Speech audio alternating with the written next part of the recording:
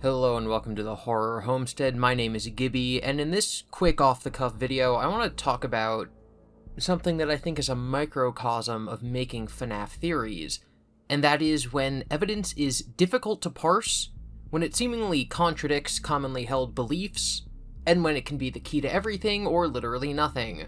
I stumbled across this evidence, this theory, while making my previous video, while looking at footage of the security puppet minigame in FNAF 6. In the game, the puppet escapes the restaurant it's in and goes outside to try to save Charlie. It's raining, so the puppet deteriorates. It passes multiple trash cans with posters on the wall until it finds Charlie's body. And it's these posters on the wall that got me thinking. Now, first of all, we need to stop and tell ourselves that most things in these games are not literal, especially in the 8-bit minigames. A restaurant like this likely would not have multiple trash cans outside with trash bags lined up next to them. It would probably have a dumpster. Based on the fact that there are what we're assuming are tire or skid marks right next to Charlie's body, we have to assume that wherever this is a wide enough alley for a car to drive down. These are real-world considerations that you have to keep in mind when you're designing a building, but that's not necessarily what has to be in the mind of the artist when they create this sort of abstract 8-bit video game. So for that reason, when we look at these, what I assume are posters or newspapers hung up on the wall, we need to ask their symbolic meaning to the artist, while ignoring the real-world ramifications of what them being there might mean. My first thought upon seeing them is that they looked kind of like missing posters. There's something that looks like it could be a man if you look at the shoulders, and then a neck, and then a head with a nose, and then a hat. But upon closer inspection, they're likely not posters of that variety, whether missing or wanted. I kind of have a feeling that if they were meant to be wanted posters, they would be created to look more like the wanted posters of the Old West, the kind that we'd be used to seeing in different forms of media. And if they were missing posters, they wouldn't all be identical. So my second thought is that it's newspapers that are just kind of tacked to a wall. There's multiple reasons to do that in real life, but once again, I just can't get it out of my head that that looks like a picture. It doesn't look like text on a page. It's not formatted the way the text would be. It's formatted the way that a picture would look in an 8-bit video game. If this is a wanted poster, then it's likely that the Purple Man has already struck. Again, ignoring the fact it's unlikely that there would be 7 wanted posters of the same person outside of a pizzeria. If the Purple Man has already struck for there to be wanted posters out, then that would mean that Charlie is not the first victim because Charlie's only getting dead right now. I also find it extremely odd that it would include what is clearly a hat on the person's head, given that we never see the purple guy with a hat on. If this is supposed to be an extremely low-resolution image of the killer, or literally any character in the game, the inclusion of a hat should imply that this character is known for wearing a hat. Henry is also not exactly known for wearing a hat. If this is a hat, if this is a man with a hat, then it's not really a character that we already know. And if it's supposed to just be a stand-in for a person, if maybe these papers are for the missing kids, let's throw all of our theories and timelines aside and say that Charlie actually is last. The Help Wanted 2 people are correct and the grave order actually does indicate the murder order, then why are they the same picture and why are there 7 of them? I could see someone building a theory that the 7 papers are the 7 missing kids and then Charlie's actually the 8th victim because Andrew's in there somewhere. The more I look at these details, the less sure I am that it means any given thing that I can currently come up with.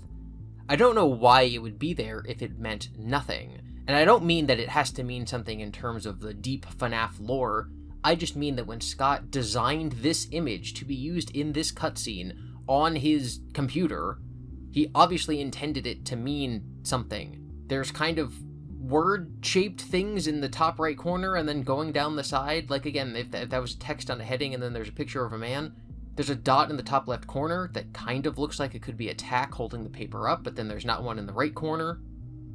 If it's paper, why isn't it getting wet from the rain? But if it's not paper, then why are these two overlapped? I tried looking at it in multiple ways, by which I mean, like literally with my eyeballs looking at it in multiple manners. I really like those magic eye posters, because I think they're really cool, and I have a friend who can't do them, and so it always annoys him when I'm like, oh my god, that's the coolest picture I've ever seen of a shark, and then they're like, what are you talking about? And I go, haha, you can't use them. But if you look at the picture and sort of, instead of seeing a man against a background, you see a background against a man. I don't know how to say it, but basically, looking at it, it could possibly be not a man with a hat, but a tree on a hill. A tree on a hill with clouds going by. Which would obviously be relevant not only to FNAF and the character of Charlie, but also to this specific game, because this is the game where at the end you see a tree on a hill with some graves. Okay, but if it's a tree on a hill, why is it there? That means it's placed there as more of a meta thing as opposed to an in-universe thing. Why, like, is it a travel poster? Come see our great tree on a hill? There's clouds. We don't even charge extra for those. The next thing I would think of is that it's possible that they're advertisements for Freddy's, but then I don't know why they'd be slapped so haphazardly over the outside of the building. Specifically, what I'm going to assume is the back or one of the sides of the building that, again, is kind of like an alleyway where they dump all their trash. You don't want to dump trash where people are going to be walking. If it's an advertisement, it could possibly be one of the animatronics. Again, not necessarily with like a hat over them, but maybe that's just part of Freddy's design. Like, yeah, I guess it could be Freddy. He wears a hat. It looks kind of like it could be an 8-bit Freddy. And then the words on the side are an advertisement, like, hey, come to Freddy's. He's a bear. But if it's supposed to be a Freddy's advertisement, why is it on the building? Why are they stapled over each other? It just looks so much like a person wearing a hat, and when you think hat, you think that the 8-bit Freddy. But then why is Freddy watching over Charlie? Are there 7 Freddys?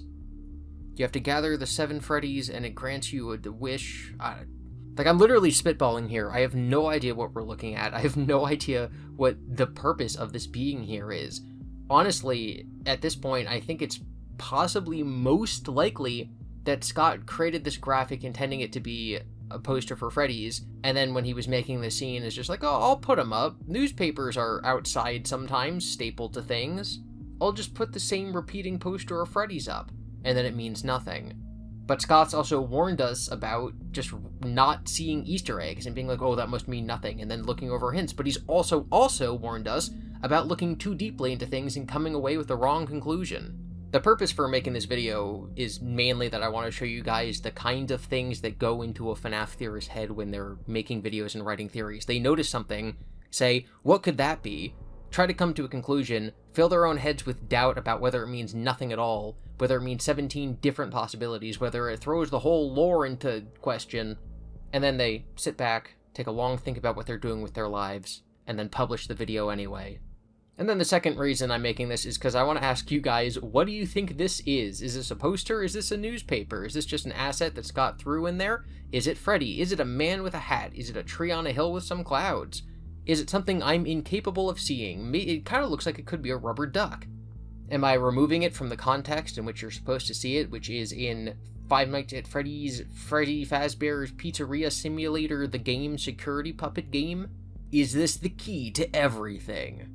Leave your suggestions and observations in the comments. Let me know if you like videos like this where I just kind of ramble about a cute thing I noticed in the background, because yeah, if that is a man, he is a cute man with a hat. And if anyone has any sort of amazing discovery, I'll probably make a follow-up video about it, or maybe I'll just talk about it more in my next Q&A video. I swear that I will be doing those. I'm just a little caught up on bigger projects right now. So thank you for watching. Be sure to be nice in the comments. Support the creators you admire, never lose sight of the things that are most important to you, and remember that FREDDIES stands for Friendly, Respectful Engagement, Discussion, and Discourse Yields Success.